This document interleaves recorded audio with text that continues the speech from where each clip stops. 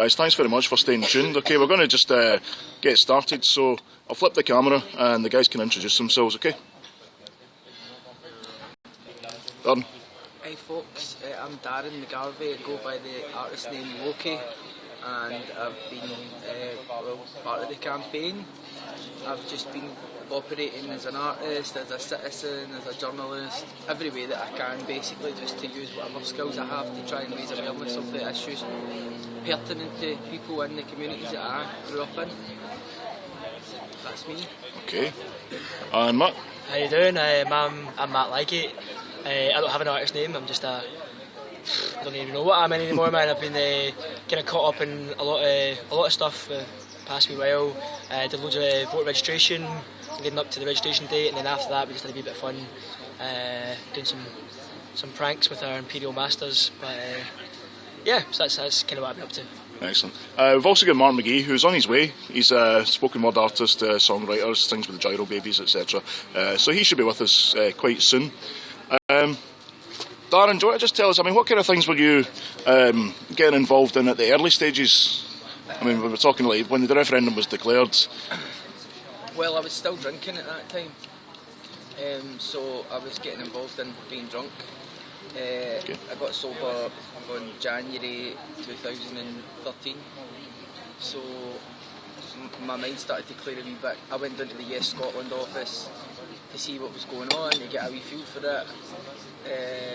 Then I published an article called Kick the Habit, where I tried to sort of draw on my experience of recovery and how that was about facing your fear, having faith in your own abilities, how you would never get sober unless you were really honest with yourself about what made you drink in the first place. I recognised that there was a lot of political chat going on, and that I wanted to try and shape a message and frame it in a way that a lot of people could relate to. So I thought the addiction metaphor was quite effective, and then that got picked up by National Collective, who declared me a member of their organisation, which at the time I was very thrilled by, because I've always felt like a bit of a cultural bastard.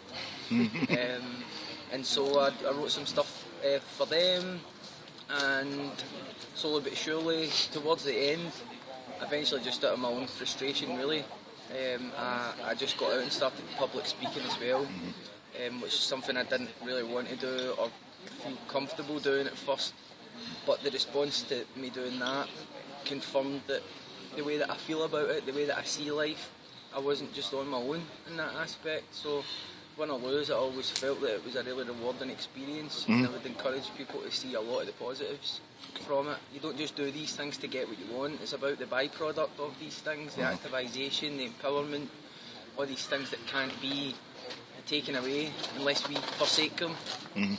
So that's pretty much the short end of my story. Matt, you did Dream Scotland with your colleague Danny. Dennis, yeah, exactly. Sorry, Dennis, sorry. That all came about quite interesting as well. I had it was almost a year to go to the referendum. I was sat in my bed, man. I was just rolling around, I need to do something, man. I need to do something.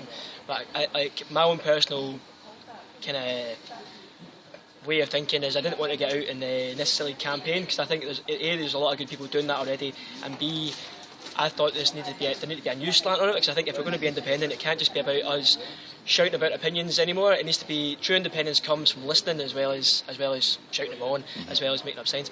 And so for me, anyway, the way I decided to try and spend my year leading up to it, mainly anyway, was to go around and try and capture the feeling, capture the dreams, capture the emotions and energy that was in the country at the time. So after a hell of a sleepless night, just trying to work something out, finally the epiphany came, and it was at the time when I should have been dreaming. Instead, I had a kind of waking dream, so to speak, and it was Dream Scotland. And so literally my mate Dennis just arrived that day back at my house. He'd been away travelling in India for a year and a half, and literally arrived at my house just totally out of the blue. He's like, "Alright, man, I'm back." Well, bloody hell, sat up all night again talking about this, and I was like, "By the way, Dennis, we're away on a journey tomorrow." And he's like, "What?" I'm like, "Aye, come on, we're away up to the most northerly bit of Scotland." He's like, "But I'm just back." I'm like, "Exactly, perfect, your bag's still packed, let's do it." And so off we went, man. We went away up to Shetland, a wee island called Unst, and we literally camped out on like the most northerly cliff edge in the whole of Scotland. Absolutely beautiful. If anybody's ever get a chance to do it, man, go on your own adventure, go discover your own dream Scotland, especially now, go and do it.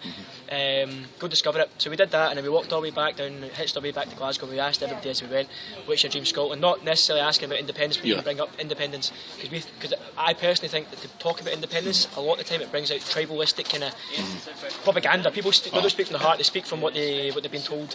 Just to think, and what the media and what all campaigns kind of, they set the narrative, and then we talk about it. They set the questions, and we talk about the different answers. Time for us to start setting the questions. So that's what we did, and it was beautiful. You should see it. It's some beautiful answers. Yeah, I remember at the beginning of the process.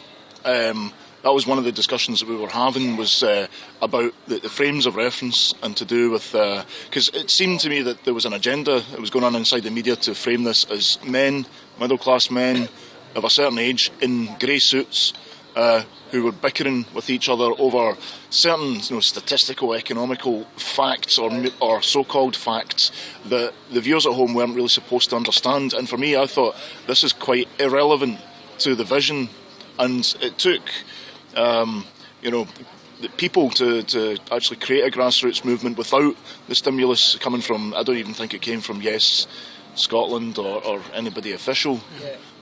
I think that those movements as well were more empowered when they dislocated themselves from the structures that were facilitated by the government, whether it was on either side.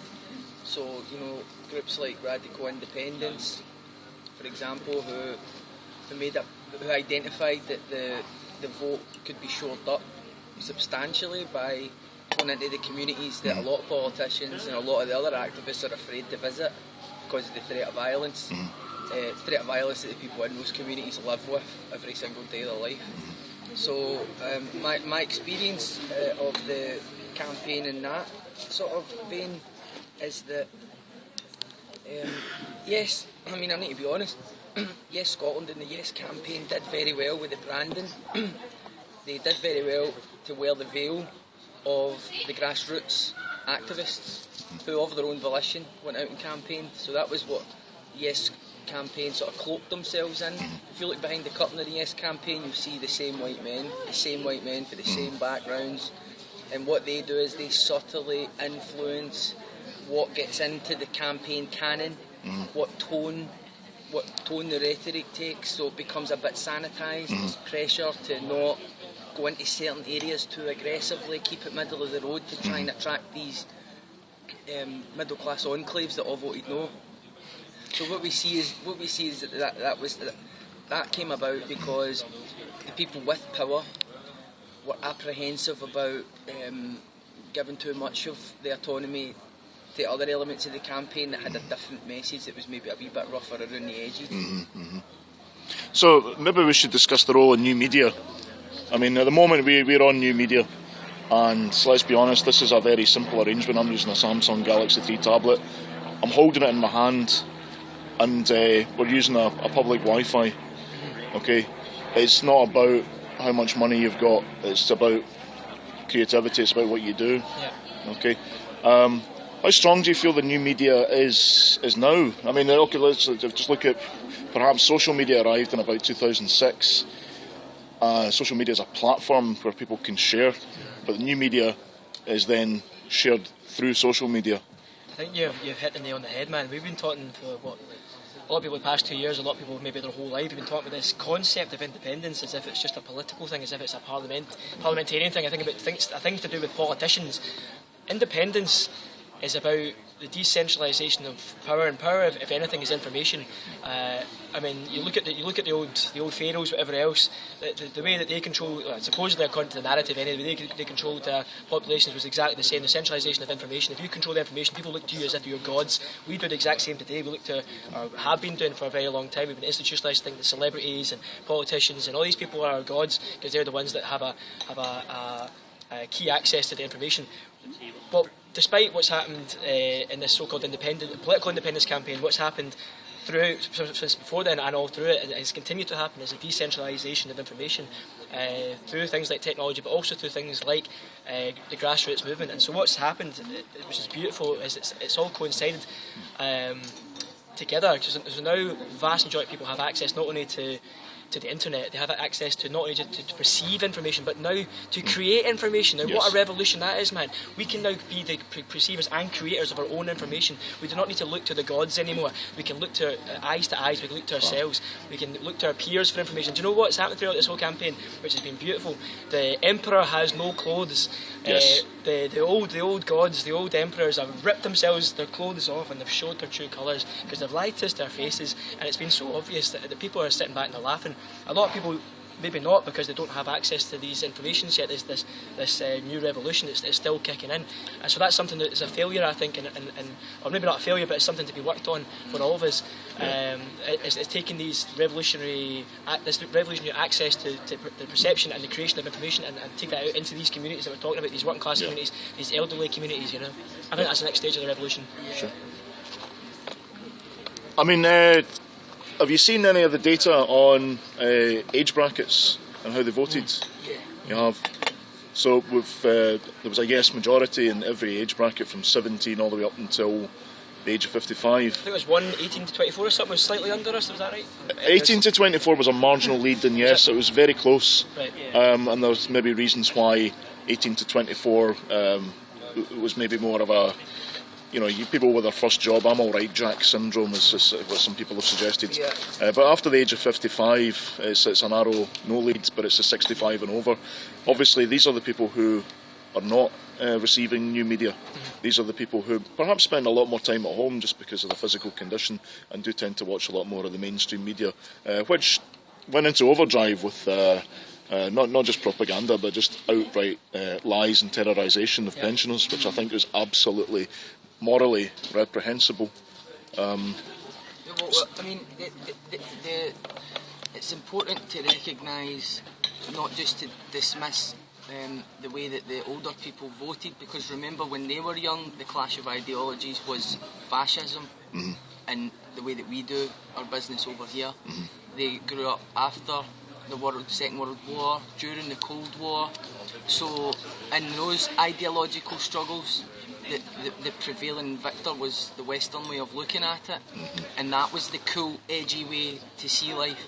So as they got older, they just retained those values and were less susceptible to those ideas being challenged. So they were the young people of the past, and it's important to remember that. Another thing that's significant is what the data shows is that all we need to do is keep nurturing our young people, keep nurturing them, listening to them, don't patronise them, do whatever we can to create space for their concerns to exist and for them to be involved in a discussion about their own life, and not just the politically active young people. Unleash the politically active young people on the other young people. It's peer-to-peer learning that needs to be sort of facilitated, and it's a dangerous road to go down with some of the rhetoric coming from people who should know better. This idea that you just write off anyone who voted no, or you write off anyone of any age group if it's not fitting your belief system. That is one of the elements of the Yes campaign that failed. It was one of the elements of the Yes campaign that fair-minded no voters who voted no with a heavy heart could not stand about it. Yes voters who got involved in the movement, it was their first political act, and they got involved in it because they thought it was inherently moral. There's nothing more dangerous than that. Every single dictator and tyrant in history, they didn't wake up and think, I'm going to be dead evil today. They believed 100% and wouldn't listen to anything to the contrary, that they were moral and that they were behaving in a moral way. There's something about that kind of moral indignation which sacrifices rationale and means it excludes anyone who wants to actually have a critical discussion about what it is.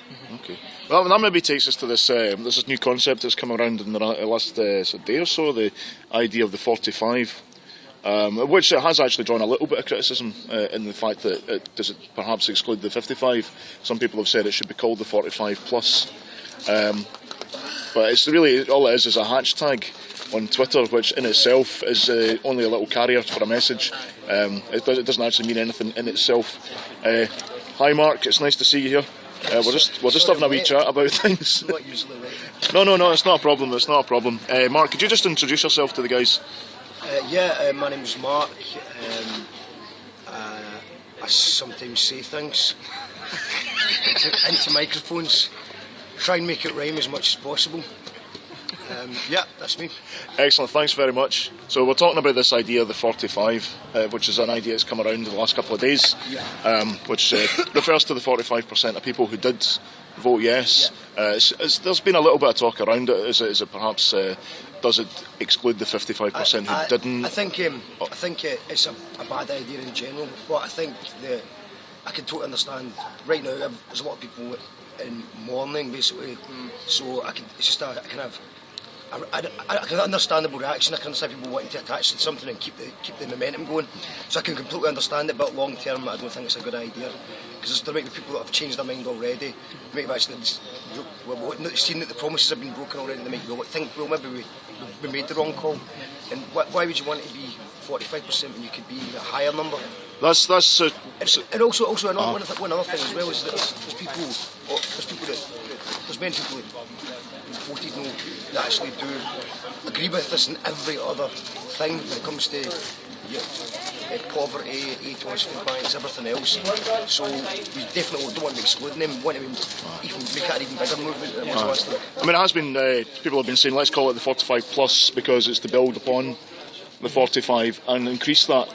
I totally agree with Mark. I can see where it's coming from, but again, to me, it makes two opposing camps. By saying 45, you imply there's a 55, and so by identifying with the 45, you therefore encourage others to identify with the 55. What Mark's saying, and what we are going to see now, is as this game, this roller coaster that we're all on, as it slowly unfolds, as the propaganda slowly unfolds into reality, and we start to see the true colours of the empire. We don't want to alienate anybody, man, because it's not about alienation. A lot of us were all saying even before the referendum, this needs to be reconciliation. This needs to be about everybody, because this isn't about independence, as a political campaign. This is about democracy and independence as a democracy. And what a democracy looks like is not everybody agreeing. Like Darren was saying, man, it's dictatorships where 100% of the population are suddenly behind some cause, and that's where people go out and murder and start riots and start violence in the name of their moral system. If we can still have a democratic revolution. We're still having a democratic revolution but part of that process is to accept the opinions of others and to accept disagreement and debate and engage in that in an open and equal level, looking eye to eye, not up to down, not 45 versus 55, but on a equal playing field, and taking what we can get from it. Because a lot of people, like Mark saying as well, look, these 55. If these are the figures, I mean, we'll see how that unfolds as well. But if the results are 100% true as they say they are, then we've got to accept that as Democrats, not as yes supporters. We've got to accept that as Democrats, and we've got to look to those people for to find out, what is their dream Scotland? What do they want to see? What are they hoping to get out of being part of the union? How are we going to keep things moving? And the only way we can do it is to bring them into the fold. Sure. Yep. The first thing that we need to recognise, I feel, is the fact that when we talk about the concept of alienation, in this paradigm, we're the aliens. We're the aliens. We are the minority. We've been told resoundingly what everyone else thinks. We can argue and debate about how that decision came about, but what we cannot do is, first of all, assume that everyone who voted no did so because they didn't have access to the right information. We can not just assume that they voted no because they enjoy food banks and they enjoy nuclear weapons. A lot of people voted no with a heavy heart. A lot of people voted no because they genuinely believe in the principle of collective action against inequality, cross borders. They don't recognise the way that we do the idea of nationhood that's very much ingrained in Scottish culture and history. So this 45% hashtag, which is being kind of pitched to me just now as a holding pen for all the energy that needs to be keep harnessing it. The danger is that it will become people will emotionally attach and connect to it, and then it will become its own thing. And so the problem with it is it's borrowing for the Occupy movement just in the way it's presented itself. That's not revolutionary, that's not democratic innovation, that's a soundbite, that's an easy to understand thing that you would expect for Better Together. So the significance of the number of people who voted yes, we all know, we understand, we don't need reminded. I just think it's folly, and I think that what I foresee happening is, and it's already started happening, and I talked about this last night before it started happening, but you're going to see a lot of the yes groups who really ought to back off just now and let the new voices emerge, voices like these. But what you're going to see them is, in their emotional distress, you're going to see them quick to launch their new manifestos for how they think things are going to go. And it's dangerous because these organisations built up a lot of cultural capital during the campaign, so now they are the power structures, they are the emerging power structure, but they don't see themselves as that. Right. And it's our job to let them know that they cannot do it. For example, National Collective, who I've worked with and tried to influence, but it's a very top-down executive organisation which uses its volunteers and members to carry out its programme, and the volunteers and members are attracted to the rhetoric of the troublemaker, the rhetoric of the radical stuff, but their content's all aimed at an ABC One demographic. If you type the word poverty into the search engine, you'll see an article about David Bowie. I could go on and on and on. I've held back with these criticisms because I was told I would be undermining the campaign. That is a Stalinist way to deal with democracy. If you tell people they're undermining the campaign because they don't agree with your values, it's not democratic. So I'm asking National Collective on a variety of platforms in the coming days, are they constituted? How do they make decisions about what they're putting forward as their programme? If they want new media, do they recognise it's not about having more journalists, it's about having news literate communities, and it needs to be facilitating the communities that they failed to engage with a Yestival branded tour which was publicly funded. So are they calling for democracy from the state, and are they making those values visible in how their organisation runs? Democracy is not a thing living on the hill. Democracy is something that we all need to live by in our own organisations. So I'll say that in National Collective, and I'll say that to any of the yes groups. I don't know how all of them operate, but as part of my journalism, I'll be investigating, I'll be scrutinising, so people don't expect me to be falling in line with this 45% thing. Somebody's got to come out aggressively opposing it, and then all the other spectrum can exist after that. It's very dangerous, and a lot of the things that I've been saying over these last 48 hours, do you know who's been adding me?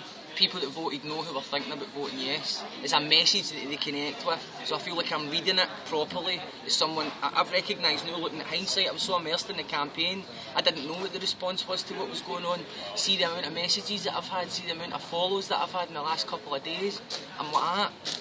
It's mental, it's actually mental. What that confirms to me is that my reading of the situation is something that people feel in common with. So I think organisations like National Collective need to sit back and reflect and reform how they actually operate before moving forward.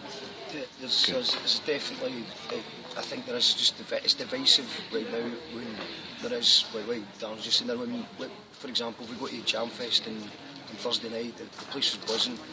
We had a referendum rap battle sort of thing, and it was Dee and Loki both speaking, and to be honest, we were both saying the same thing. It's just he was a no voter, but he believes in the same thing. I'm sure there's plenty of people who watched Darren's speeches and believed everything he said in general. They agreed with everything he was saying, but at the same time they decided to vote no. So and I know personally people that have actually fell into their families and good friends over this, and there's people not talking to each other just now, which is a very sad state of affairs. So I think it's time to just sort of get everyone back on side. And that is, I think, what's the percentage if it was a vote of, can we just divorce Westminster? And in North of England got to decide as well, then the numbers would be much higher than 45%. And just touching on the National Collective thing, the Yestival, I mean, I did message them and say that I was happy to get involved, and I was just ignored. I wasn't even responded to. I understand that they're busy. I also understand that I've not got any political affiliation to any political campaign previously, so I don't know if they just why I was ignored. But mainly I do satire, so it's not like I'm a political speaker. I watch it. I'm addicted to Newsnight the same way some people are addicted to Hollyoaks. It's like prisoner cell block H with uglier criminals. But I like to sort of point out the hypocrisy that I see and injustices when I see it. And I think right now there's just a lot of people hurting, and there's a lot of the no voters. They're probably saddened as well. I mean, especially with everything that happened on Friday night. It was a horrible end to a very positive campaign. Yeah. So, I mean, I think from what you guys are saying here is that we need to take a big period of reflection in order to actually proposed solutions which are not as party political, structural. They're a lot more personal. And Matt, you discussed an idea of personal independence. Yeah, well, I think, same as Darren's saying, I've been getting an absolute flood of new ads and new messages from across the spectrum. And a lot of people they think that to keep up the momentum, we've got to jump, we've got to jump, we've got to do something now, we've got to do it now, we've got to do it. Otherwise it's all going to dissipate. Guess what, guys? Right now we've got to heal. Right now we've got a lot to think about, personally and on a community level. We've all got to sit, and there's no rush. There's no rush. Even if we've got your independence, if we think independence, it doesn't matter. There's no rush, especially when it comes to such big changes. And so what I've realised in the past couple of days, the journey I've personally gone on, through the roller coaster that we've all gone on through, like the most extremities of all emotions happening in such an intense period of time, going from 5 minutes and hilarity to absolute bawling with tears, and then back again in 5 minutes time. What I've realised through all this is that when you look at it, when you step back a little bit, all of us have been talking about independence, ideal, sitting down in coffee shops, drinking beers, smoking fags, right? This is all we're all talk. It's all up to this point. It's all been talk. It's all been talk. See if we want to declare our independence. We can declare independence. I can declare my independence, because an independent state is not an external. It's not a state, a nationalistic state defined by politicians and borders. It's defined in our minds and in our consciousness and in our hearts. If you want to declare independence, declare it. Just declare it. Yeah. Declare that you are independent as a state of mind. Declare independence, a state of mind. And so what I think we should all do, our first act, I personally, what I've done and what I'm going to do, is I've declared I'm an independent state, and as an independent state, I'm going to declare my first 2 acts. One's going to be positive, one's going to be negative. For me, my way of dealing with all this is I'm right now in front of all you guys and on Facebook, everybody else, I'm declaring my first act as an independent state is I'm giving up all cigarettes and all tobacco and all alcohol. Not because I'm against alcohol and cigarettes, but because 70% or whatever it is of that goes straight on to the empire. So here I've been a hypocrite this whole time. I've been sitting drinking, talking about independence this whole time, drinking away, man, smoking this, smoking that, right? I'm a hypocrite. I'm a total hypocrite, and I needed this. I needed this to realise this. That independence isn't about voting for a politician to do things for us and sit back. On you go, Salmon, get it sorted, mate. Independence is us. We are independent right now. We've had a whiff of it. We've had a smell of it. It's now in our heart. And they think that we're going to be downtrodden now. No, that fire, that passion is more lit now than it's ever been.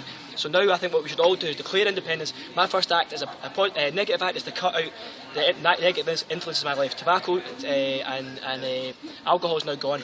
A positive thing that I'm going to do on the flip side is my second declaration is I'm going to go out and I'm going to start growing my own food. I'm just going to look at and start doing more research into how to harvest energy, how to harvest become more self-sustainable as myself and as a community. I'm going to look more into that, put my efforts into that, because what use is it to look to the state to hand you independence? Liberty is not given; it must be taken, and so we must take it. So let's declare independence. We don't need the SNP. We don't need government. Let's just declare it. Mm-hmm. Excellent, thank you.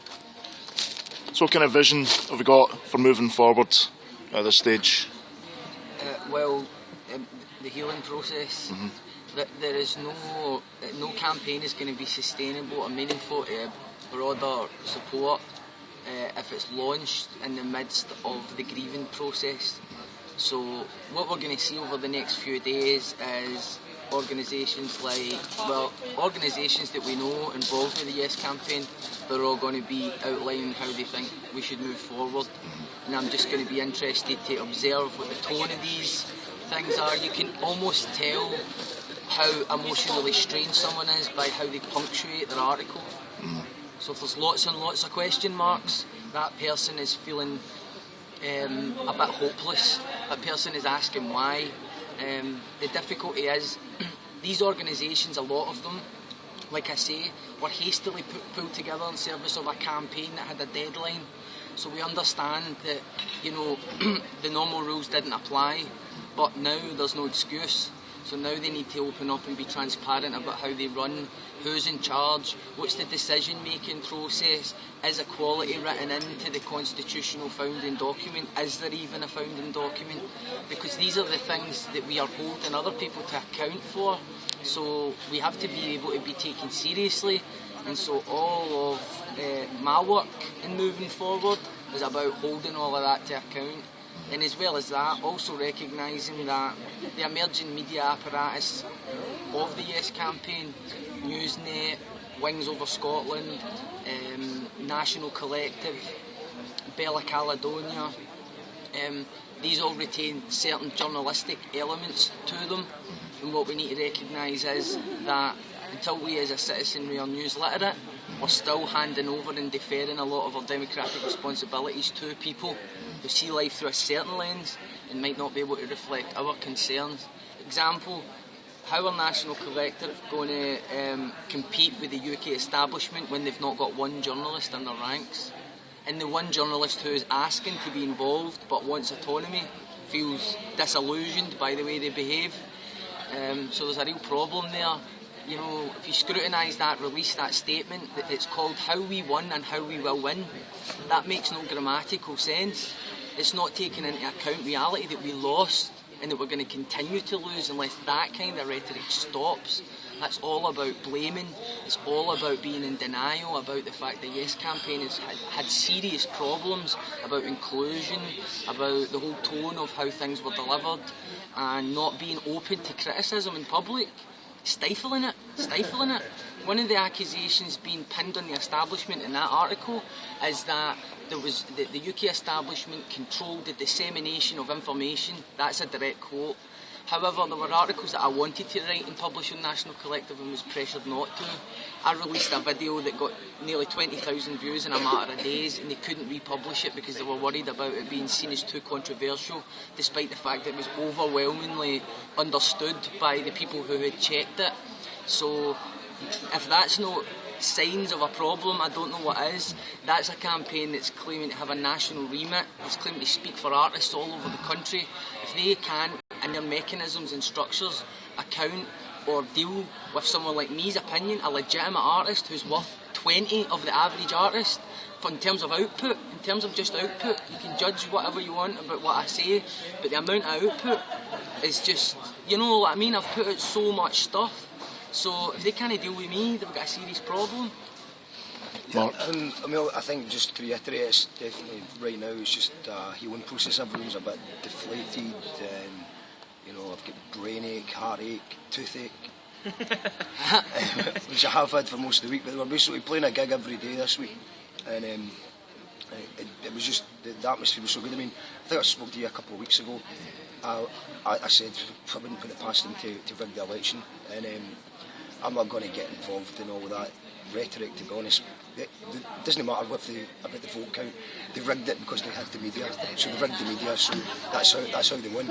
But the positive thing that we've got to take from this is that without any of the news, well, apart from the Sunday Herald obviously, without any of the newspaper or the main media getting behind this campaign, with social media and with just lots of people, artists getting together and lots of speakers and lots of people chatting, those people like independence levels like yourself, just doing lots of hard work, that was just inspiring. So after, for years I've obviously been behind it, but always been sceptical, thinking it was just not going to happen. I ended up actually being disappointed, really disappointed, but because actually just the momentum of the last week or so, I was beginning to think maybe it could happen. So that's got to be a positive. It was a battle that we had no right to win. It was David against Goliath, and Goliath, the war machine that drives the TV licence. We done well, so there is positives to be taken.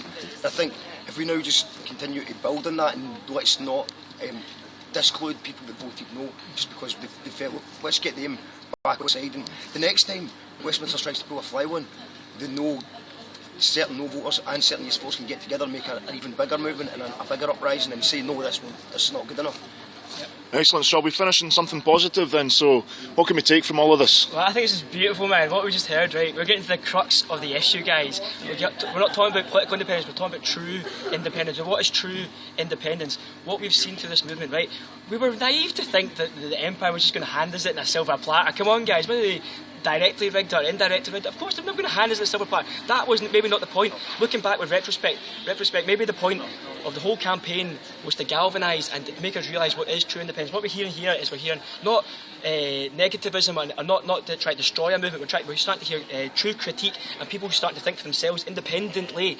Now what that is a sign of hopefully what is to come from this entire movement, because we are more galvanised than ever, and the Emperor is stood naked in front of us, right? The screen has been pulled away, right? The Emperor is has no clothes on, right? So that's one great thing that's come from this. Now all our eyes have been switched on. Not all our eyes yet, but a lot more eyes, a lot more critical minds, independent minds have been switched on. And that's not joining a political party necessarily, that's not joining a movement, that's thinking with yourself, thinking with your heart, and discerning your own information. Like seeing through the news speak, seeing through the ministry of truth, right, and deciding and seeing things for yourself. That process has begun. Now I think we had to smell it. We had to get so close that we smelt it, because if we didn't smell it, it wouldn't be in our hearts, right? Now that we've smelt it, we got so close, so tangibly close. We're on a healing process, and I advise everybody what I'm going to do over the next few while. I'm disappearing for 10 days. I'm going to go meditate alone in silence for 10 days. I'm just going to disappear, not because I've got so many thoughts going through my head. I want to explode, and if I keep on looking at Facebook, I'm just going to explode with 100 different things, right? But what I need to do is I need to take time to let all this kind of congeal and come together into some kind of coherent lyric, sing from here into here. So that's what I'm going to do, and I advise everybody to try and, before you jump the gun and think, we need to do something now, we need to do it now, guys, let's think first, let's heal, let's hug each other, let's love each other, and let's see where it goes. But what I find beautiful throughout all this is a process of true independence. We're no longer looking to politicians. We are our own media, we are our own peers, we are our own independent selves. And so I think this process has been a necessary process, and the fact that we as a people maybe we did vote no, and if that's the case, then I think that could be the best thing. Looking back in years to come, that could be the best thing that ever happened to us, because now we're no longer going to look to any politician, any media, anybody to do anything for us. We are going to have to declare independence in ourselves and enact it. Stop talking about it, enact it, become it. Okay, thanks, Matt. Lockie, do you want to finish? Yeah, we think the biggest, most valuable insight that we've managed to have is an insight into how a country behaves when it's threatened. And so we're under no illusions now. It would be very easy to just turn Radio 2 back on and within an hour start thinking, you know what, actually this reality is more comfortable. I'll just start believing the feelings and the textures of what is being pumped into my subconsciousness. But what we actually see is a lot of dirty tricks being employed. We see, so that insight's more valuable than ever. So it's about how do we respond to that? We respond to that by building a more direct democracy right now, and that's exactly what Matt's talking about. It's a direct democracy where the citizen assumes responsibility for their own life. And so I'm urging other community leaders to veer away from the rhetoric of the defunct Yes campaign that had a lot of positive attributes to political activisation, but a lot of that is down to radical independence and groups like that, Women for Independence. You know, a lot of middle-class cultural commentators are going to emerge just now and say, what now? But this means that they are actually unaware or are ignoring the movements that already exist that represent oppressed people. So what they need to do is come down off of their pedestals, offer their platforms to other voices, or get educated about the nuance of other people's struggles like the rest of us are all trying to do, whether it's ethnic minorities, people with disabilities, people living in economic conditions that we don't live in, feminism, all of these things. We need to start being able to see society a bit more holistically and build a direct democracy along those lines. Excellent. Mark, do you want to say anything, or are we done here? Yeah, just finally, just to sort of reiterate that, we put on a hell of a fight. It was a hard fight, and we showed creativity, and everyone's became more engaged and everyone's more connected. There's lots of people that are now, that never knew each other before, that are now connected together. More people are more engaged, people are now more aware of media bias. I don't think a lot of people maybe were 2 years ago. So now we've got to take the positives from it. And yeah, everyone just well done. Anyone who chapped on the doors and tried their best, yeah, you've done great. It wasn't for nothing. You've got engaged a whole country, and there's people down in England and Wales and Ireland that are looking over at us thinking that was good, and then they'll hopefully want to join us in whatever happens next.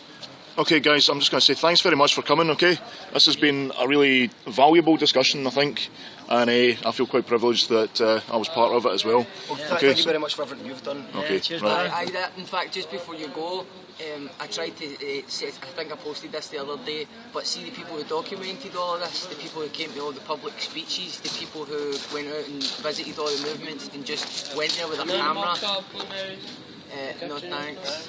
That was a wee mocha I just knocked back there, know what I mean? So I'm so dedicated to the cause. You don't see me getting off the fags, no. Me no drinking's enough. Thanks very I much. like smoking and drinking. I'm not going to make any pledges for that. You know? But just what I wanted to say was just like genuinely thank all of the people who documented it for the bottom of my heart, because, and I'm sure I speak for anyone else as well, because it's watching it back that gives us momentum that we're part of something. That's what gives us an awareness that there's something out there more than just our own thoughts. So I think that, you know, that's the sort that you're the unspoken sort of silent majority in terms of the heroes of the campaign who don't take the credit and don't want the credit and are behind the camera. It's always a buzz when you talk on the camera and then you see yourself when people are buzzing, you know, that is nice. And I think the people who hold the cameras don't get that. Some of the events might have only been to about 30 or 50 people, but then it was getting uploaded and it's getting thousands of hits and people are seeing it all around, so absolutely. The unsung heroes are yourself, man, so yeah. Well done. Okay, thanks very much. Okay, onwards and upwards, guys. Yes. Okay.